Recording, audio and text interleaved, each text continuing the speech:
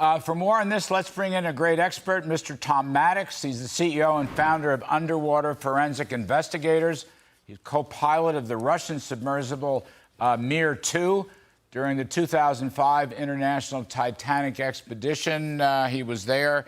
Mr. Tom Maddox, thank you, sir. We saw you with John and Sandra and hoped you would help us, and you are. We appreciate it. I guess my first question, you're talking to someone who is a complete novice on any of this, as you probably figure. If you found them somehow, they're 12,500 some odd feet below the surface. If by some chance way you actually located them, could they be brought up? Do we have the technology to bring them up, sir? Well, that's a great question, Larry, and one that still remains to be answered. But we do have a lot of possibilities. If they're found, and hopefully they will be soon, there are a number of possibilities in a situation that they could be in. They could be just sitting on the bottom, free and clear. They could be up against the wreck of the Titanic and entangled or trapped in some way. They wouldn't know this until they get one of the ROVs, the remote operated vehicles, down there so that they can actually survey the site and figure out the best way to attach the submersible and then hopefully bring it back to the surface. Those vehicles can get down there, Tom? Well, there are only a few. Of course, we have no manned vehicles that can go that deep at the moment, so a manned rescue is certainly out of the question. We knew that going in. But there are a few remote-operated vehicles. A lot of them don't have that capability because, as you said, it's 12,500 feet, which is 2.5 miles. That's a long way. So the problem with an ROV is that they are tethered to the surface with an umbilical. They need a lot of umbilical to be able to reach that area and not only go down, but to search in a wide path. So I know that we brought in the Navy has obtained some vehicles. There's a couple other one coming in from France that's on the vessels now. I believe they're either on site or on their way. And hopefully they could, barring any real problems and hopefully with a miracle, they could possibly make this a rescue operation. You know, I was reading this morning's Wall Street Journal news accounts. I thought they were pretty good, but again, I'm a complete amateur on this. But apparently, the submersible lost contact in 1 hour and 45 minutes. I'm going to assume that's accurate from the journal. I don't know if it is. You'll correct me if I'm wrong. But that's still a long way from the bottom. And I just wondered, why do you reckon, what could have been interfering with all that contact?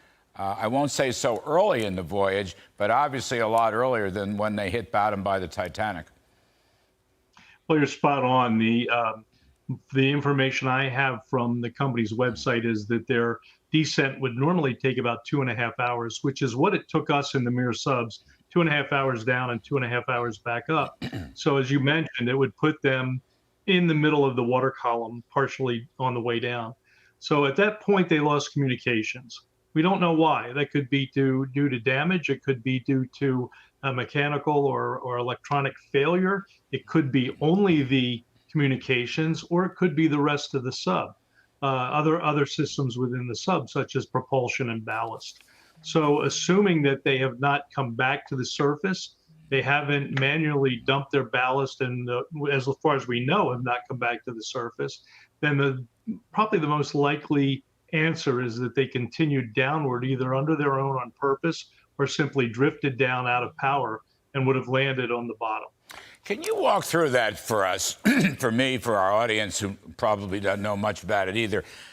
These submersibles drift up to the top. There's a thought that I have heard in all the reporting on our networks, Fox Business and Fox News, that it's not inconceivable that this vessel is on the surface but hasn't been spotted yet.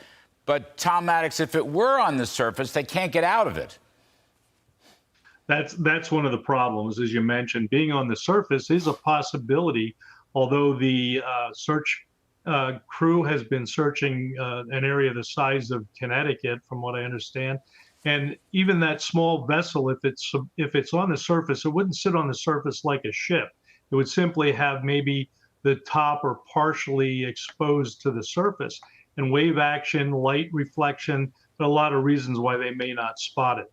But even if they do, whether it's underwater or it's on the surface, let's assume they get it. Once they get it, then they have to be able to manipulate it and be able to open that hatch.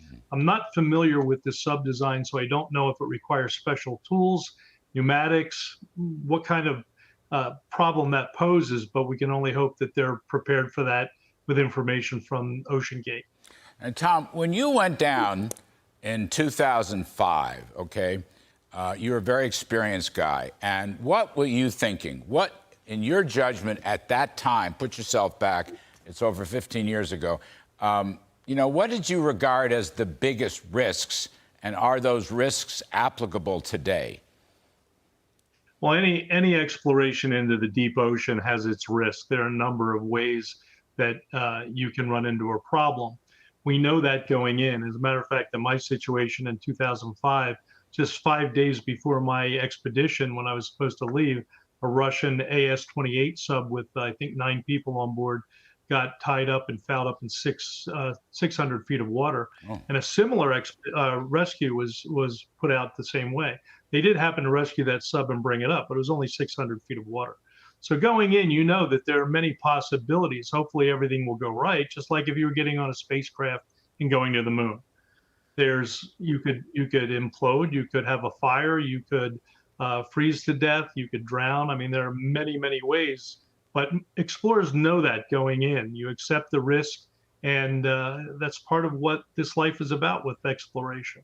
But the pressure down there, again, 12,500 feet, no one knows where exactly this vessel is, but the pressure down there is brutal, and it's awfully, awfully cold. I mean, the cards are stacked against you.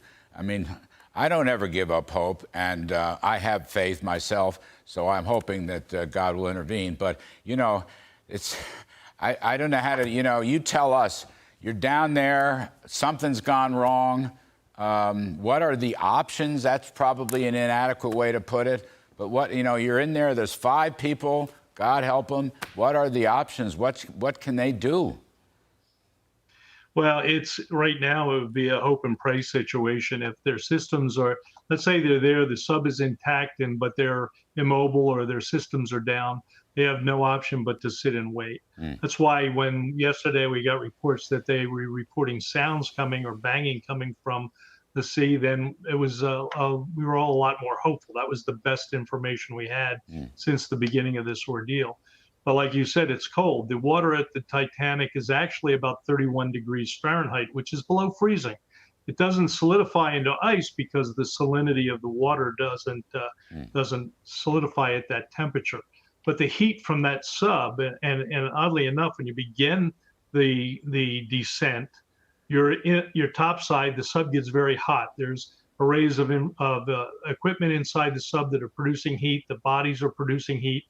We go in layered with layers that we have to put on as we go down and shed as we come back up, because the temperature changes so drastically that you'll actually get condensation inside the sub on the walls and the ceiling of the submersible. But when you hit the bottom, by the time you get to the bottom, the heat is dispelling from that hull and it's getting cold. So right now, they would be, if they have no auxiliary power, they're in zero blackness, outer space blackness. They're probably close to, or if not, in freezing temperatures. They have minimal food and water available, and of course, they still have to provide all their normal body functions. So and they're in a tight space. So you could have panic, you could have, certainly you would expect psychological issues where people are going to breathe faster, which consumes the air they have, or hopefully they're able to prolong their air by staying calm and trying to keep it together. But it's no place anybody would wish to be. Just the last point. I heard you describe yourself, I think, with Sandra and John as an aquanaut. That's not a term that I'd heard before, but it's very cool. And clearly you're a brave person because you've done all this stuff. It's not for me, sir, but for people like yourself and many, many others, I'm going to hope and pray that even with this mishap, if that's what it turns out, that those explorations will continue. I want to give you the last word on that. Well, thank you for that. We need all the prayers. It's a small community. There are more people have stood on the summit of Mount Everest in one day than the number of people who have seen the Titanic at that depth, or even not the Titanic, but any depth. So we're a small community. Some of us know each other, or we know of each other. But we pray that they are brought back safely, and adventure and exploration will continue. That's what this world and this country is made of. And we know the risks, so hopefully they're not going to pay the price. Yes, sir. Mr. Tom Maddox, can't thank you enough, sir. Thank you ever so much. And good luck to you. Good luck to you in the future. Thank you, Larry. All right.